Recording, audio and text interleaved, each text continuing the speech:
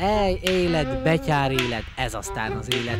Ilyen jutott Hájos Sanyi betyárunknak és lovának Makinak, aki egyébként egy gyönyörű nonius paripa. A páros május óta gyakorol, hogy elhódítsa a betyár királyi címet, ami sikerült is nekik. Ez a díj és az érem a bizonyítéka, hogy az ország betyárjainak legbetyárabbika Jászberényben kovácsolja a saját szerencséjét és a lópatkót. Hogy Matyi néhány hónap alatt ilyen ügyesen tanul, hogy lehet őt rávenni erre? Nagyon sok munka és együttértés kell a lóba. Így bízik az emberbe, mindig csak annyit kell neki tanítani, amennyit ő akar. Aztán mindentől már csak gyakorláson múlik. Mi az a határ, amit egyébként ő meg tud csinálni, vagy amit az ember egyáltalán el tud képzelni, hogy egy ló képes? Hát ő már így is nagyon feszegeti ezeknek a határait. Ugye most a csikós programon belül szinte már minden olyan lehetséges dolgot megtanítottam neki, amit egy ló tudhat, meg amit egy csikós hátas tudhat. Még próbálunk egy-két dolgot belevinni, de túl nem akarom cicomázni a dolgot, mert akkor az már nem hagyományőrzés, hanem az már bohócsó.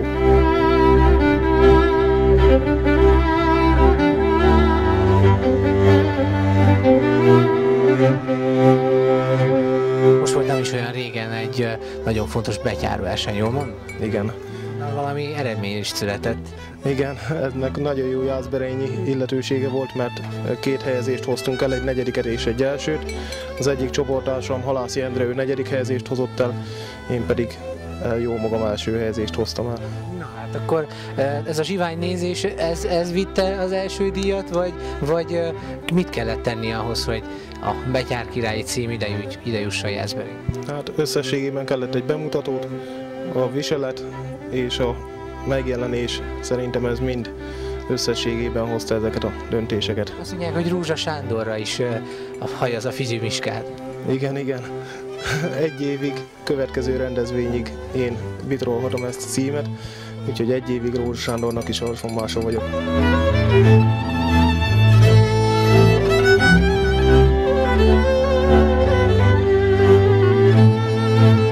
Öltözete egy betyárnak, egy alföldi jászberényi betyárnak?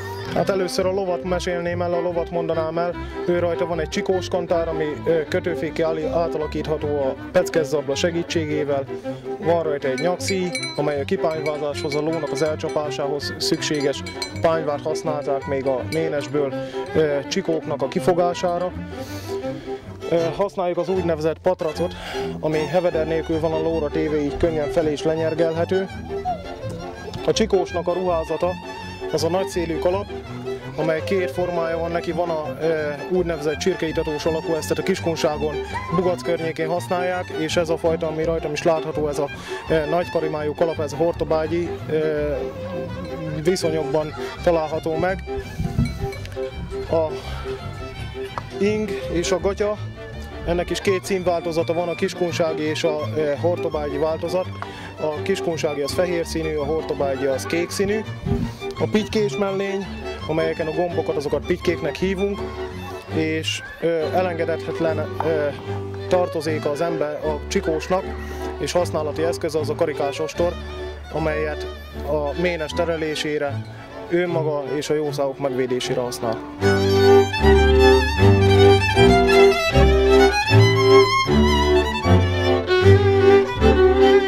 Szívem szerint, hogyha lehetne, akkor visszalépnék az ő lábnyomába, aztán egy kicsit meg kellene piszkálni ezeket az embereket, akik most túlságosan nagy lábon akarnak élni, meg túlságosan el akarnak szállni a valóságtól. Szerintem egy picit visszajöhetne az a világ, azt egy picit kordába lehetne tartani ezeket az embereket. Egy évig tehát a berényi határvidék Marcona betyárja viseli az országos címet, amit elmondása szerint nem óhajt többet megvédeni, lehetőséget adva a többi hagyományőrzőnek is a dicsőségre.